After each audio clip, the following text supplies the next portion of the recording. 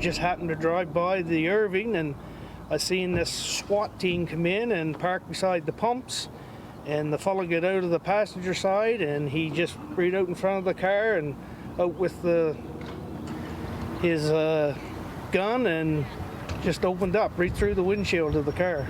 All I could hear was gunshots. A witness right there describing the terrifying moments during a shooting rampage in Nova Scotia this weekend, the deadliest in Canada's history after a gunman opened fire randomly in a small rural town. Investigators say he was dressed as a policeman and led officers on a 12-hour manhunt before he was finally shot dead. Shawn is following this story from here in New York. Good morning, Eric.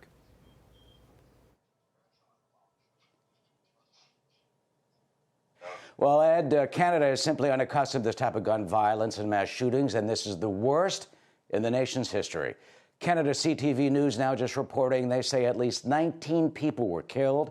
The shooting spree went on for 12 hours overnight. It stretched over 55 miles of remote Nova Scotia, with the gunman police say randomly shooting people that he encountered.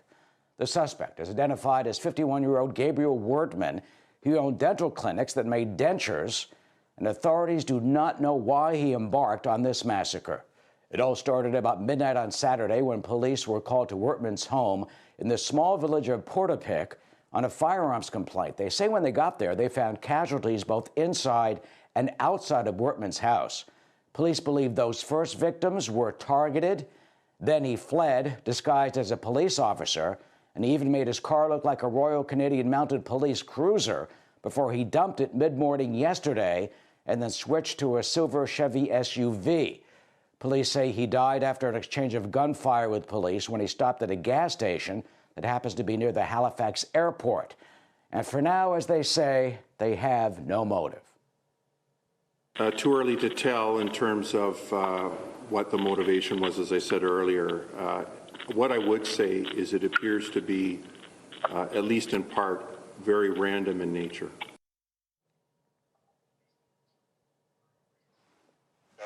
Among the many victims, a Royal Canadian Mounted Police officer identified as Constable Heidi Stevenson. Constable Stevenson leaves 2 children and her husband. Another officer was wounded, is in the hospital. Another victim includes an elementary school teacher. Prime Minister Justin Trudeau spoke to a shaken nation. My hearts go out to everyone affected in what is a terrible situation. I want to thank the police for their hard work and people for cooperating with authorities.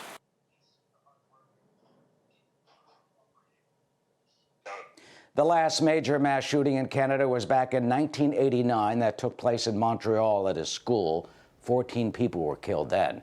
Wordman, by the way, is described as a mild-mannered, quiet guy. He was well-known and well-liked in the community because of what he did.